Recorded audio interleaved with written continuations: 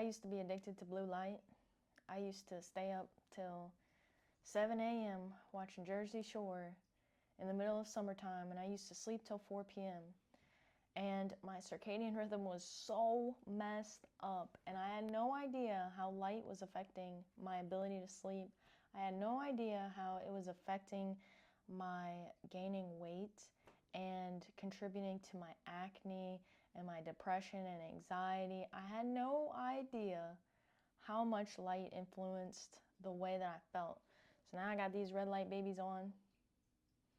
And with these red light babies, these are blocking blue light. So blue light stimulates our cortisol production, and our cortisol production, like cortisol and melatonin are like on this yin yang, right? So like in the morning, our cortisol shoots up. Like when you wake up and you feel like ready to go, shoots up. Blue light stimulates it. The sunlight stimulates our cortisol production. What else? Stress, any type of stress. Coffee, caffeine, exercise stimulates cortisol production. And so when that is up, our melatonin production is down, which is ideal. You know, in the morning, you don't really want to have a whole lot of melatonin up because melatonin makes you sleepy, you know? So cortisol goes up in the morning and then gradually teeters off during the day, and then melatonin comes up. So blue light is actually a stimulus for the melatonin to come up, right? Because when we're in the sunlight, anything that can like boop to the mitochondria, like so exercise, it creates a deficit in the body, like a sleep debt. So you're creating melatonin in the body as you go throughout the day. So if you're not being exposed to blue light and you're not having cortisol throughout the day, you can kind of see how this little cycle gets all out of whack, all out of balance. And then maybe at nighttime, instead of having the melatonin coming up, you're randomly getting that cortisol coming up. And then you're like, man, I have trouble sleeping. I'm an insomniac. I don't know what's going on. I keep gaining weight. I don't know what's happening, you know? But also, having this balance out of whack also puts you at a higher risk for cancer, because we know melatonin is one of the biggest tumor suppressors that we have, and it's also on that side of down-regulating growth factors. So if a tumor were to grow in the environment, it would need that signal to grow. So having a cortisol switch on all the time is elevating our risk for growths of any kind in the body. And we know this a lot. So that's true why sunlight can also be very beneficial in healing the body, because you're automatically sending the natural cycle rhythms signals to your body saying, hey, I'm awake. When I go in the sun, hello, cells, I'm awake. Please turn these on switches for me, heal my body, speak and feed to my mitochondria. And mitochondria also provide collagen production, just in general energy of the cell, cleaning out toxins, anything you could want, higher libido, higher testosterone, you know, whatever, lean muscle mass, whatever it is, melanin production, obviously, and a bunch of mental health, right, dopamine, serotonin. There are so many things that happen. It breaks down our food, right, those amino acids. I got them on the board behind me. But yeah, so we definitely want the cortisol to come up in the morning and for it to be down at night. So put these babies on at night so that I'm not like blasting my body with the wrong signals, you know, because like if you're trying to lose weight, like when I started at the beginning of my journey, it was all about trying to lose weight. Now it's more about feeling better. But, you know, you get to points where it's like, I'm sure you've experienced this. You're like, this is too hard, you know? I'm working way too much. And how can I make this easier for myself? And a lot of it is little things like, you know, you want to go to the gym and you want to change your diet. This is going to the gym and changing your diet. All these things have to do with light. The things that you're eating are light. Going to the gym and producing light in your body, feeding your mitochondria, you're producing light. And the best way to think of this is that your body is heating up. What is this heat? It's an energy wave coming from your body. It's infrared light. So you touch it, the infrared spectrum of light is an invisible spectrum, but you can feel it as heat. So if you go up to a fire, you put your little hands right there, you go up to a stove and you put your little hands right there, you can't, well, let's say you can't see the direct line of light that is coming, but you can feel the heat hit your hand. If you go and stand in the sun, you can feel the heat underneath your clothes or whatever. Infrared light. There's so many things in our environment that are, our senses are so limited. So that would be one of them, is that we can't sense the infrared light. But going back to the melatonin at night is so important. It's related to mainly our immune function, and our immune function drops as we age. It drops as we're out of our circadian rhythm, especially as a woman getting your cycle on key. Like melatonin is the Mac Daddy of health, right? Is like the protector of the body. It is the signal for our deepest sleep, our deepest waves of sleep that we can experience. It's also related to like powerful psychedelics too. So, and those can be super healing in their own way. Not to go too in deep with that. But melatonin, yeah, the more melatonin production we have at night, the more insulin sensitivity that we'll have the next day, the more robust our steroid hormones. So a lot of people are trying to get, like a lot of men have trouble with getting their testosterone up, their growth hormone up. And, a lot of times we're working out a little bit too much and we're not getting that rest that we need at night. It's all about kind of like tweaking it. How can I work smarter, not harder? Because I say all the time, like, I'm lazy, I'm lazier than you, I promise. That's why I wear these, because I'm trying to make it as easy as possible. I'm trying to make this journey easy as possible. And for me, it's more about how I feel. If you always pursue how you feel, if you start to feel better, you will just notice like your body will gradually follow up. Like, don't even worry about how you're looking. Like, just, they always say trust the process.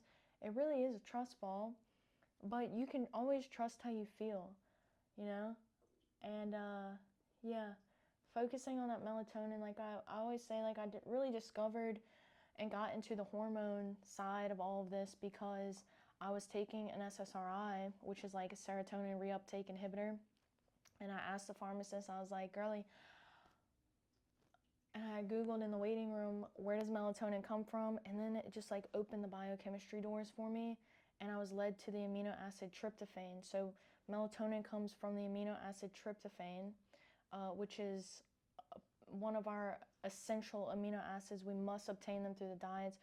Tryptophan is found in higher amounts of animal-based proteins, so that's where we're going to find our full amount of essential amino acids, but also our fatty acids, which are equally as important. So if you are just eating mostly plants, you want to make sure that you are getting definitely enough fats, and also that you are sourcing all of the amino acids. So that's how I came to discover a lot of the hormone information that I am so excited about and share with you here. But yeah, the melatonin derives from tryptophan. And so I was looking at my diet and I was like, I need to get off this medication because I don't know why in the afternoons, like, I am running out of serotonin. Like, this doesn't make sense to me. I think this can be, I think there's a little bit something here. There's something going on here. So I went into my experimentation mode, and so I said, okay, Rachel, we're going to start eating more of these animal-based proteins, more of all of these full profile of amino and fatty acids, and we are going to see. And so I did see, and I did find that I started to feel a lot better. My body changed in ways that I was really struggling with before. Like, I couldn't get over a hump of losing like a certain amount of weight that I wanted to lose. I wanted to tone my body a little bit more, and I couldn't figure out, while I was addicted to the Ben & Jerry's, like, I couldn't figure that out. And of course, like, I didn't understand that amino and fatty acids feed healthy gut bacteria in the body that contribute to the neurochemicals that we build in the brain that you literally control our emotions. So I didn't understand that I was feeding harmful bacteria that was feeding into insulin resistance, right? This is the energy resistance of the body. And that goes back to how important it is to get tryptophan to break down into serotonin and then to break down into melatonin so that this cycle can be fed. We can feed the healthy gut bacteria that are helping us be in this rhythm that are helping our hormone flow, and so that you can work smarter, not harder, because perhaps that, you know, you don't have to go to the gym and do the hardest workout of your life. You could just go to the gym and have a nice little time. Like, you know, you could do maintenance workouts for a really long time like I have, and maintain the muscle mass and maintain the figure you want to have. And, you know, I don't know. That's what I was just thinking about. So there's just some thoughts I wanted to share. And, you know, I always wish you the best of luck. It's just a journey every single day. And it's all about, like, what are the small things I can do to make this easier? You know, because I remember in the beginning when I first started, like, everything seems like a lot. Like, when I train people now and they don't have any, like, healthy habits, and they're not routine with things, like, they're so far away from that. And since I've been in this space, you know, sometimes I forget the beginning of my journey, like where I was with having a routine and having habits that supported this, like, automatic health. That's, you know, make it as easy as possible. Habit health is my business. So, you know, if you have these habits in place, like going out and seeing the sunlight in the morning, and, you know, just small little habits, big, like with the breakfast, amino and fatty acids, right? Like, maybe your diet isn't pristine. What does it mean to be pristine?